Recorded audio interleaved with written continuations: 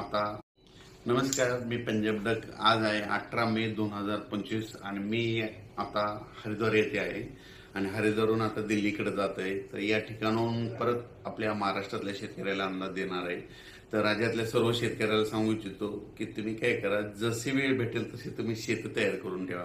कारण की राज्यामध्ये आज 18 मे पासून तर 31 मे पर्यंत धो धो पाऊस पडणार आहे, मुसळधार पडणार आहे, म्हणून हा अंदाज लक्षात द्यायचा.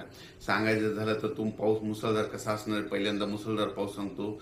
सुरुवातीला जास्त मुसळधार पाऊस मुंबईला जास्त पडणार आहे, म्हणून मुंबईकरांनी पहिल्या पावसामध्ये तुमचं जनजीवन विस्कळीत होणार आहे, म्हणून तुम्ही याची काळजी घ्यावी. कारण की 18 मे ते 30 मे दरम्यान मुंबईला अतिमुसळधार पाऊस पडणार आहे, म्हणून हे अंदाज लक्षात घ्या.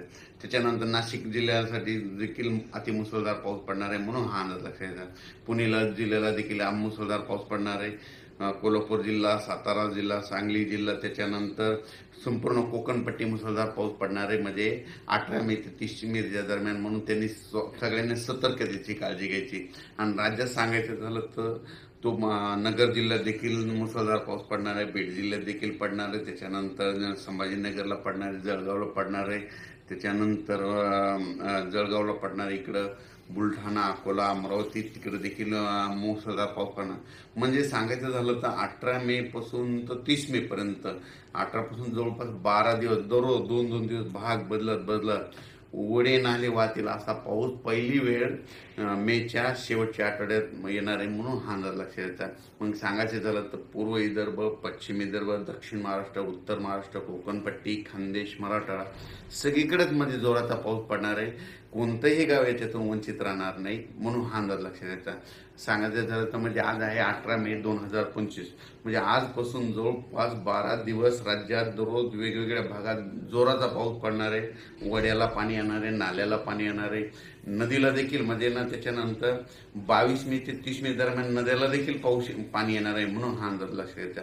म्हणजे बऱ्याच काही अशा नद्या आहेत त्यांना देखील म्हणजे ओढे नाले वाहणार आहेत, म्हणून हे लक्षात घ्यायचं. अन्न द्यायला देखील पाऊस येणार आहेत, म्हणून हा अंदाज लक्षात घ्यायचा. पण काय झालं, परिस्थिती अशी की महाराष्ट्रातल्या शेतकऱ्याचे आणखीन शेतं दुरुस्त नाहीत. शेतकऱ्याला सांगू इच्छितो, ह्या म्हणजे 12 दिवसामध्ये काही भागामध्ये पाऊस नसणार, त्यावेळेस तुम्ही काय करा, रोटावेटर, कल्टिवेटर करून तुम्ही तुमचे शेत तयार करून ठेवा.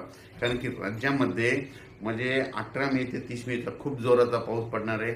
एवढा मान्सूनपूर्व पाऊस तुम्हाला कधी पाहायला भेटणार नाही. इतका पाऊस हा तुम्हाला या ठिकाणी दिसणार आहे. हा मुसळधार पाऊस तुम्हाला सांगायचं झालं तर कोल्हापूर जिल्ह्याला खूप पडणार आहे. त्याच्यामुळे कोल्हापूर देखील नदीला पाणी येणार आहे, म्हणून कोल्हापूरवाल्यांनी लक्षात द्यायची. पुणे जिल्ह्याला देखील झोडपून काढणार आहे. पुणे जिल्ह्यामध्ये देखील मुसळधार पाऊस पडणार आहे.